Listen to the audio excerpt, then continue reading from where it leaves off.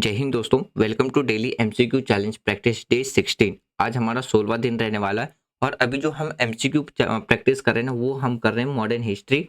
आज हमारा टॉपिक रहेगा 7th, जो कि है रिवॉल्यूशनरीज मूवमेंट। तो आज जो हम टॉपिक डिस्कस करेंगे ना, जिसके एमसीक्यू, इसमें हम किस किस के बारे में डिस्कस करेंगे। जो अनुशीला समिति था उस पे, गदर पार्टी और HSRA के ऊपर जो एमसीक्यू क्वेश्चन थे, यानी कि जो already in previous year UPSC prelims, SSC, NDA, railway, NTPC में पूछे गए हैं, उस पे हम क्या करेंगे, क्वेश्चन डिस्कस करेंगे विथ एक्सप्लेनेशंस के साथ। तो चलिए स्टार्ट करते हैं अपना आज का डिस्कशन। देखिए, पहला जो क्वेश्चन है ये पूछा गया था यूपीएससी प्रीलिम्स 2015 में। क्वेश्चन क्या पूछा गया है कि जो अनुशीलन जो समिति है वो किस सिटी में इसकी स्थापना हुई थी, स्टैब्लिश हुआ था। Option A Lahore, option B Bombay, option C Calcutta, option D Madras.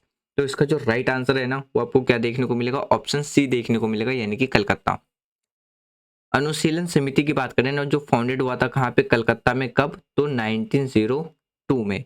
जिसका मेन जो एम था वो क्या था, प्रमोट करना था किसको, आर्म जो रिवॉल्यूशन है उसको प्रमोट करना था। किसके अगेंस्ट में? ब्रिटिश रूल के अगेंस्ट में।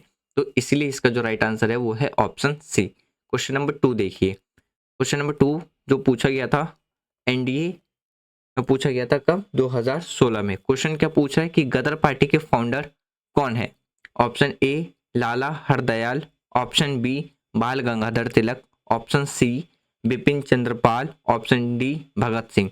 तो इसका जो राइट आंसर आपको मिलेगा वो मिलेगा ऑप्शन ए, यानी कि लाला हरदयाल।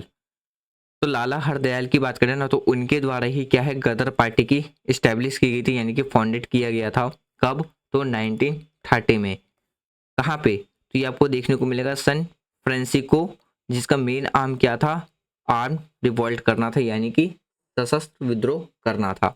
तो right answer is option A.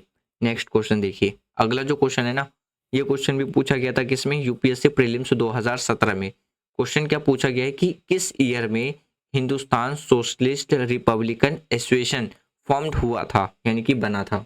Option A 1919, option B 1924, option C 1928 and option D 1930।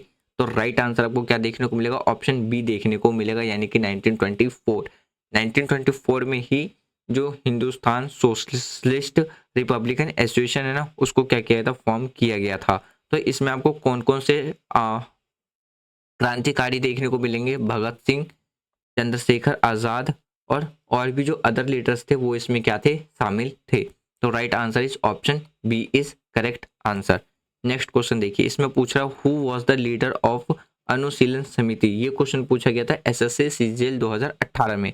यानी कि क्वेश्चन क्या पूछ रहा है, अनुशीलन समिति के नेता कौन थे। Option A Aurobindo Ghosh, option B Khudiram Bose, option सी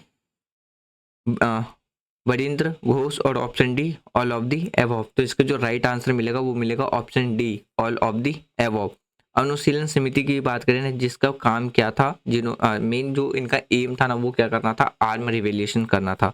तो इसको जो प्रोमिनेंट लीडर देखने को मिलेगा, यानी कि इनमें जो लीडर शामिल थे वो कौन कौन थे, ये सारे के सारे लीडर क्या थे, इसमें शामिल थे। तो इसमें क्या थे, ये सारे के सारे लीडर शामिल थे। तो right answer is option D is correct answer. Next question देखिए। अगला जो क्वेश्चन है ना, ये पूछा गया था एनटीपीसी, यानी कि रेलवे एनटीपीसी 2019 में। क्वेश्चन क्या पूछा गया है कि द रिवॉल्यूशनरीज ऑर्गेनाइजेशंस अभिमान भारत वाज फाउंडेड बाय, यानी कि जो अभी अभिनव अभिनव भारत है, सो नॉट अभिनव, इट्स अभिनव।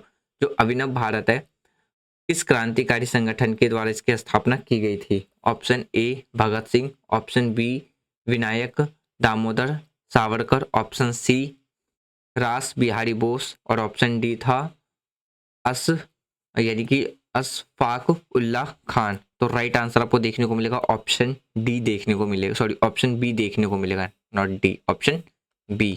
यानी कि अगर हम विनायक दामोदर सावरकर की बात करें ना, तो उनके ही द्वारा क्या है, अभिनव भारत सोसाइटी की स्थापना की गई थी। कब? तो 1904 में। तो राइट आंसर आपको क्या देखने को मिलेगा, option B is correct answer देखने को मिलेगा।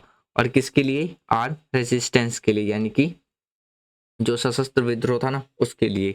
नेक्स्ट क्वेश्चन देखिए, ये वाला क्वेश्चन पूछा गया था यूपीएससी प्रीलिम्स 2013 में। क्वेश्चन क्या पूछा, who lead the Delhi conspiracy case, यानी कि दिल्ली जो षड्यंत्र केस है ना उसको किसके द्वारा लीड किया गया था। Option A Khudiram Bose, option B Ras Bihari Bose, option C Bhagat Singh और ऑप्शन डी चंद्रशेखर आजाद।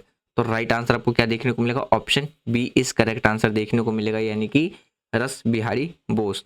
तो रस बिहारी बोस ने ही क्या किया था, वॉज बिहाइंड द दिल्ली यानी कि कॉन्स्पिरेसी केस। एम इनका मेन मकसद क्या था कि इनके पीछे जो था ना वो क्या करना था कि जो लॉर्ड हार्डिंग है ना, सॉरी लॉर्ड हैंड्रिज, तो इनकी क्या करना था, इनका हत्या करना था, इनको मारना था, इनका ये मेन उद्देश्य था। तो राइट आंसर आपको क्या देखने को मिल जाएगा, ऑप्शन बी इस करेक्ट आंसर देखने को मिलेगा। नेक्स्ट क्वेश्चन देखिए, अगला जो क्वेश्चन है ना इसमें आपसे पूछा है कि जो काकोरी जो केस था ना, यानी कि काकोरी षड्यंत्र केस है वो आपको देखने को मिलेगा, इनमें से कौन इन्वॉल्व थे। क्वेश्चन कब पूछा गया था, एसएससी सीजीएल 2017 में। ऑप्शन ए था स्वदेशी आंदोलन, यानी कि बताना था कि इसमें से मतलब शामिल कौन थे, जैसे स्वदेशी movement, Hindustan socialist Republic association, INA यानी कि इंडियन नेशनल आर्मी, और ऑप्शन डी कांग्रेस के उदारवादी, यानी कि जो कांग्रेस मॉडरेट्स थे, इनमें से कौन शामिल थे। तो राइट आंसर आपको क्या देखने को मिलेगा, ऑप्शन बी देखने को मिलेगा, यानी कि हिंदुस्तान सोशलिस्ट रिपब्लिकन एसोसिएशन। तो इनके द्वारा ही क्या है ना जो काकोरी जो षड्यंत्र था वो क्या था, किया गया था, जिसमें कौन कौन शामिल देखने को मिल जाएंगे। तो राम प्रसाद बिस्मिल के द्वारा इसे क्या किया था, लीड किया गया था, और किसके द्वारा लीड किया गया था, अशफाक उल्लाह के द्वारा इन्हें यानी कि अशफाक उल्लाह खान जी के द्वारा लीड किया गया था। तो अगर हम काकोरी की बात करें ना, काकोरी जो षड्यंत्र केस था इसमें क्या करना था, जो गवर्नमेंट ट्रेन थे ना, यानी कि उस टाइम पे जो ब्रिटिश ट्रेन थी उनको क्या करना था, काकोरी में, काकोरी जगह का नाम है, उसको लूटा गया था। तो आपको ये बताना है कि काकोरी किस स्टेट में है। चलिए नेक्स्ट क्वेश्चन देखते हैं। अगला जो क्वेश्चन है इसमें ये बताना है कि who throw a bomb in the central legislative assembly 1929, यानी कि 1929 के अंदर में सेंट्रल लेजिस्लेटिव असेंबली के अंदर में बम किसके द्वारा फेंका गया था।